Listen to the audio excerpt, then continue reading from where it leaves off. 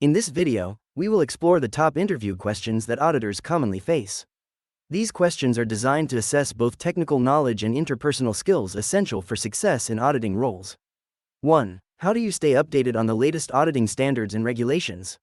Staying updated on the latest auditing standards and regulations involves a multifaceted approach. I regularly attend professional development seminars and webinars offered by accounting bodies. Subscribing to industry newsletters and following relevant online forums helps me stay informed of current trends and changes.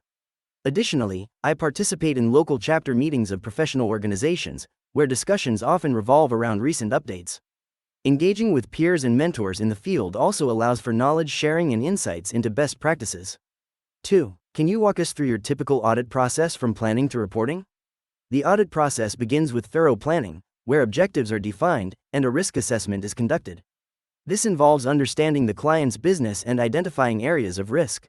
Next, we develop an audit strategy and allocate resources accordingly. During the fieldwork phase, I gather evidence through testing and observations. After analyzing the data, I compile findings and draft the audit report, which includes recommendations for improvement. Finally, I present the report to stakeholders, ensuring clarity and addressing any questions they may have. 3. What auditing software or tools are you most experienced with? I have significant experience with various auditing software, including ACL, IDEA, and Caseware. These tools enhance my ability to analyze large datasets efficiently, enabling me to identify trends and anomalies. I also utilize Excel for data manipulation and basic analysis, as it remains a versatile tool in the auditing process. In addition, I am familiar with SAP and Oracle for financial auditing, which allows for seamless integration with financial data systems. My proficiency in these tools has improved my productivity and accuracy during audits. 4. How do you approach risk assessment in an audit? In assessing risk during an audit, I start by understanding the client's business and industry context. This involves identifying areas where material misstatements may occur, considering both inherent and control risks. I conduct preliminary analytical procedures and engage with management to gather insights on potential risks. A key part of my approach involves evaluating internal controls to determine their effectiveness in mitigating risks. Throughout the audit, I continuously reassess risks based on findings and adapt my audit strategy accordingly, ensuring a thorough evaluation of all significant risks identified. 5. Can you explain the difference between internal and external auditing? Internal auditing focuses on evaluating and improving an organization's internal controls, risk management, and governance processes. Internal auditors are employed by the organization and provide ongoing assessments to enhance efficiency and compliance with policies. In contrast, external auditing is performed by independent auditors who examine financial statements to provide an opinion on their accuracy and compliance with accounting standards. External audits are typically conducted annually and serve external stakeholders, including investors, regulators, and the public, ensuring accountability and transparency in financial reporting. 6. What methods do you use to detect fraud or financial irregularities? Detecting fraud or financial irregularities requires a multifaceted approach. I utilize analytical procedures, such as trend analysis and ratio analysis, to identify unusual patterns or discrepancies in financial data.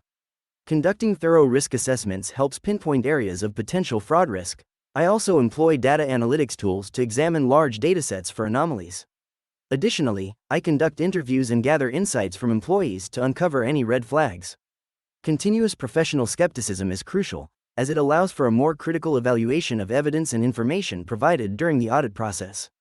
7. How do you ensure the accuracy and completeness of audit evidence? Ensuring the accuracy and completeness of audit evidence involves a systematic approach. First, I gather evidence through various methods, including sampling, confirmations, and direct observations. I cross-verify information from different sources to ensure consistency. Documentation is meticulously checked against the criteria established in the audit plan. Additionally, I engage with management and staff to clarify any discrepancies. By maintaining a detailed audit trail, I can support my findings effectively. Regular training and staying updated on best practices also enhance my ability to assess evidence critically. 8. Describe a challenging audit you've conducted. What made it difficult and how did you handle it? One particularly challenging audit involved a client undergoing rapid expansion while merging with another company. The complexity arose from integrating different accounting systems and processes. Communication was a significant hurdle, as key personnel were often unavailable. To address this, I established a structured timeline for information requests and scheduled regular check-ins, which improved transparency. I also collaborated closely with the client's finance team to streamline data collection. The audit was completed on time, providing valuable insights into potential financial risks associated with the merger. 9. How would you deal with a client who is incooperative or reluctant to provide necessary information? Dealing with an incooperative client requires patience and strong communication skills. First, I would seek to understand their concerns and reasons for reluctance, ensuring I listen actively. Building rapport is essential. I would reassure them of the importance of their cooperation for an accurate audit. If necessary, I might explain the implications of non-compliance, emphasizing the potential risks involved. If the situation doesn't improve, I would escalate the issue to higher management while maintaining professionalism and an open line of communication with the client. 10. If you suspected a material misstatement in financial statements, what steps would you take? If I suspected a material misstatement in financial statements, I would first gather additional evidence to support my suspicion. This involves reviewing relevant documentation, conducting interviews with key personnel, and performing analytical procedures to identify discrepancies. I would assess the potential impact of the misstatement on the financial statements and discuss my findings with my audit team. If necessary, I would escalate the issue to senior management and, if appropriate, suggest adjustments or corrections. Maintaining clear communication with all stakeholders throughout the process is essential to ensure transparency and foster trust. 11. How do you prioritize your work when dealing with multiple audit engagements? In managing multiple audit engagements, I assess deadlines and the complexity of each audit. I prioritize tasks based on urgency and significance, ensuring that high-risk audits receive immediate attention. I create a detailed timeline that allocates time for each engagement while allowing for flexibility. Regular communication with my team helps identify any potential roadblocks early, enabling us to adjust priorities as needed. I also utilize project management tools to track progress, ensuring that all engagements are on schedule and that quality is maintained throughout the process. 12. Can you give an example of how you've added value to a company through your audit findings? In a recent audit, I identified significant inefficiencies in the client's inventory management system. By analyzing the data, I discovered that certain items were consistently overstocked, leading to increased holding costs. I recommended implementing a just-in-time inventory strategy, which streamlined their processes and reduced waste. As a result, the company not only saved on storage costs but also improved cash flow. This change allowed them to reinvest in other areas of the business, demonstrating how targeted audit findings can drive significant operational improvements. 13. How do you explain complex audit findings to non-financial stakeholders? When explaining complex audit findings to non-financial stakeholders, I focus on simplifying the language and concepts. I begin by breaking down key points into manageable parts, using clear, relatable examples to illustrate the implications. Visual aids, such as charts or graphs, can be extremely helpful in conveying data effectively. I also encourage questions to ensure understanding and address any concerns. It's vital to emphasize the impact of the findings on the organization and provide practical recommendations that stakeholders can relate to and implement. 14. Describe a situation where you had to deliver negative audit results. How did you handle it? Delivering negative audit results can be challenging, especially when stakeholders have high expectations. In one instance, I had to report significant discrepancies in a client's financial statements that could impact their credit rating. I approached the situation with empathy, ensuring I communicated the findings clearly and professionally. I organized a meeting with the management team, presented the evidence comprehensively, and explained the implications. It was crucial to provide actionable recommendations for remediation, which helped maintain trust and collaboration with the client. 15. How do you build and maintain professional relationships with clients? Building and maintaining professional relationships with clients involves consistent communication, trust, and understanding their needs. I prioritize regular check-ins and updates to ensure clients feel valued and informed. Active listening is crucial. I make an effort to understand their concerns and goals. Delivering on promises and being transparent about challenges fosters trust. I also engage in networking opportunities and industry events to strengthen connections. By showing genuine interest in their business and being responsive, I cultivate long-lasting partnerships that benefit both parties. 16. How would you handle a disagreement with a team member about audit procedures? When faced with a disagreement regarding audit procedures, I would first ensure an open dialogue with the team member to understand their perspective. Actively listening is crucial in identifying the root of the disagreement. I would then present my viewpoint clearly, supported by relevant standards and best practices. If we still cannot reach an agreement, I would suggest involving a third party, such as a senior auditor or manager, to provide guidance. This approach maintains professionalism and helps uphold the integrity of our audit work while ensuring that all team members feel heard and valued. 17. What would you do if a client asked you to overlook a minor discrepancy? If a client requested that I overlook a minor discrepancy, I would first assess the implications of the discrepancy on the financial statements and audit integrity. It's crucial to maintain professional integrity, so I would explain the importance of addressing any discrepancies, regardless of their perceived significance. I would discuss the potential risks involved and propose solutions to rectify the issue. Maintaining transparency fosters trust and ensures compliance with auditing standards, which ultimately benefits both the client and the audit process. 18. How do you maintain independence and objectivity during an audit? Maintaining independence and objectivity is crucial in ensuring the integrity of the audit process. I achieve this by adhering strictly to professional ethics and guidelines, including those set by regulatory bodies. Regularly assessing my relationships with clients helps identify any potential conflicts of interest. I also ensure to communicate openly with my audit team about any concerns regarding objectivity.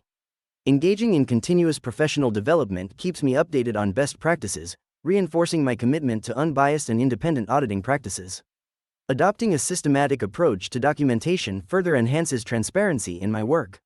19. Describe a situation where you faced an ethical dilemma in your work. How did you resolve it?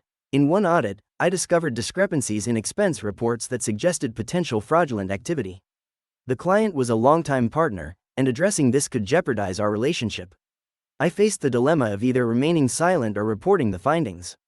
After thorough consideration, I opted to raise the issue with my supervisor and recommend a discreet internal review. This approach ensured transparency while allowing the client an opportunity to rectify the situation. Ultimately, the client appreciated our integrity, leading to improved procedures and strengthened trust in our partnership. 20. What experience do you have auditing in our specific industry? I have extensive experience auditing in the healthcare sector, which involves compliance with stringent regulations such as HIPAA and CMS guidelines.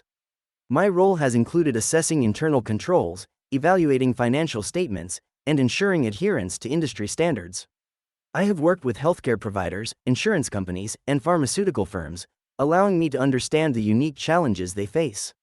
This experience has equipped me with the skills to identify risks specific to the industry and provide actionable recommendations tailored to enhance operational efficiency and regulatory compliance.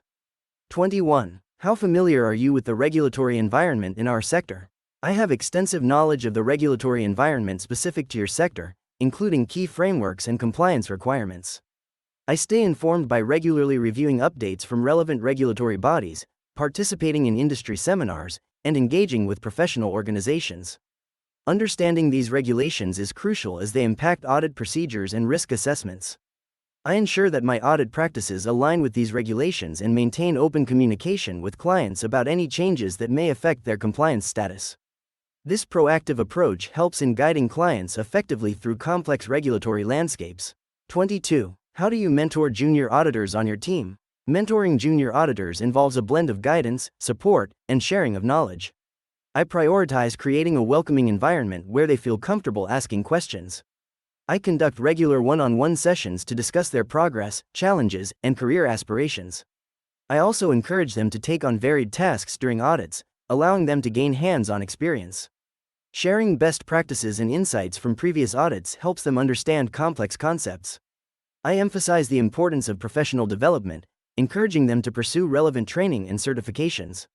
This approach fosters growth and enhances their confidence in the auditing field.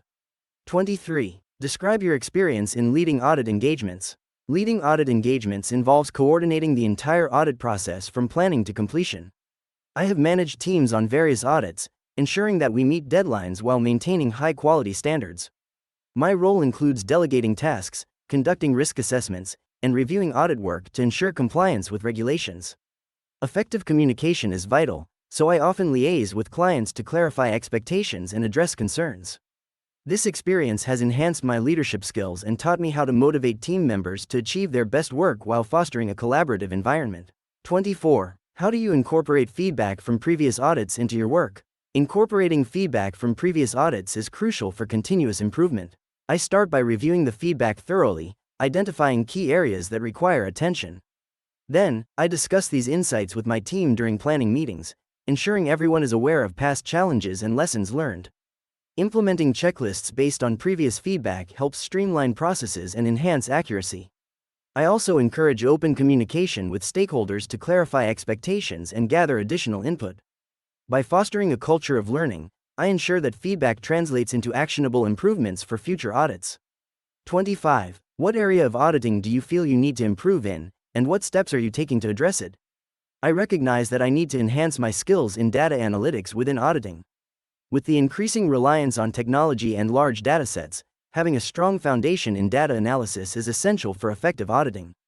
To address this, I am currently enrolled in online courses focused on data analytics tools and techniques. Additionally, I actively seek opportunities to collaborate with data specialists on audit projects, allowing me to apply my learning in real-world scenarios. This hands-on experience is invaluable for my growth in this area. Remember, confidence and clarity are key when answering questions. If you found this video helpful, please give it a thumbs up and subscribe to our channel for more content like this.